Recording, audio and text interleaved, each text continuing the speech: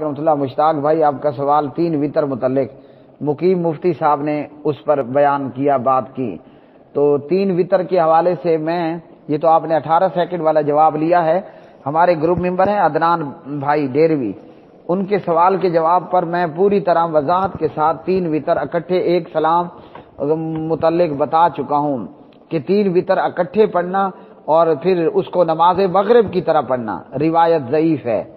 اور یہاں ایک بات مزید آپ یہ بھی سمجھ لیں مشتاق بھائی، اور مقیم مفتی صاحب بھی سن کر سمجھتے ہیں، مزید میری زبانی بھی منہ زبانی بھی سن لیں، یہ جو دیوبندیہ اور البریلویہ ہے نا، ان کا ٹارگٹ حدیث نہیں ہوتا، ان کا ٹارگٹ امام کا قول ہوتا ہے، انہوں نے امام کے قول کو لینا ہوتا ہے، اور چاہے حدیث یا قرآن کی آیت اس کے خلاف پڑھ رہی ہو، یہ لیں گے امام کے قول کو۔ جیسے ابھی ایمان میں قول و عمل کے حوالے سے میں آپ کے سوال کے جواب پر 22 منٹ کے قریب جواب دے چکا ہوں۔ قرآن کی آیت امام کے قول کے خلاف آ جائے، نبی صلی اللہ علیہ وسلم کی حدیث امام کے قول کے خلاف آ جائے، ان کو کوئی پرواہ نہیں ہے، انہیں امام کا قول لینا ہے۔ تو اب جب یہ ہوتا ہے تو پھر نہ یہ ضعیف کی پرواہ کرتے ہیں نہ صحیح کی پرواہ کرتے ہیں، کیوں؟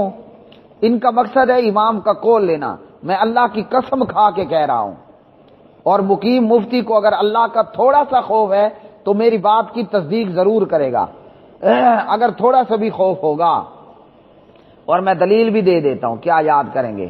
معبود الحسن دیوبندی ایک بہت بڑے مقلد عالم تھے، وہ ایک مسئلے کے اندر لکھتے ہیں، مسئلہ خیار میں، کہ اس مسئلے میں امام شافعی کا یہ قول ہے اور امام ابو حنیفہ کا یہ قول ہے رحمۃ اللہ علیہما۔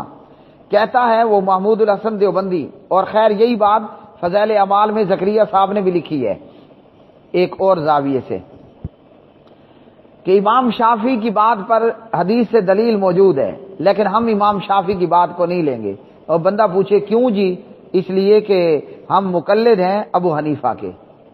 تو یہ ہے اصل وجہ۔ اگر مقیم مفتی میں اللہ کا تھوڑا سا بھی خوف بچ گیا ہوگا نا، وہ تصدیق کرے گا، تردید نہیں کرے گا انشاءاللہ، نہیں تو میں قیامت کے دن اس کا ضرور گریبان پکڑوں گا آپ کے سامنے۔ دعا یہی ہے کہ اللہ تعالی ہمارے ان کلمہ پڑھنے والوں کو ہدایت عطا فرمائے۔ اچھا جی، تو مقصد ان کا امام کا قول ہوتا ہے، اس لیے یہ ضعیف گڑنتو من گھڑت جو بھی روایت ہے ٹھونس رہے ہوتے ہیں امام پر، امام کی بات کی تائید میں، امام کو ڈیفینڈ کرنے کے والے سے۔ تو 3 وطر اکٹھے پڑھنا مغرب کی نماز کی طرح روایت صحیح نہیں ہے۔ زکریا صاحب بھی سن لیں، چلو۔ زکریا صاحب لکھتے ہیں کہ صحابی کو تیروں پہ تیر لگتے رہے مگر وہ نماز پڑھتا رہا، ٹھیک ہے۔ نیچے کیا لکھتا ہے؟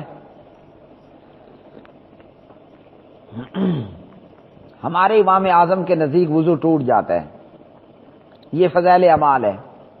آپ کہیں گے تو میں انشاءاللہ اس کا فوٹو بھی لگا دوں گا، نہ لگائے تو میری سزا وہی جو چور کی سزا، میرے ہاتھ کاٹ دینا یا مجھے مقتول کے بدلے قتل کر دینا، دونوں آپ کو الاؤڈ ہیں۔ اب بندہ پوچھے صحابی کو تیر لگتے رہے اس کا وضو نہیں ٹوٹا، کہتا ہے میرے امام اعظم کے نزدیک وضو ٹوٹ جاتا ہے۔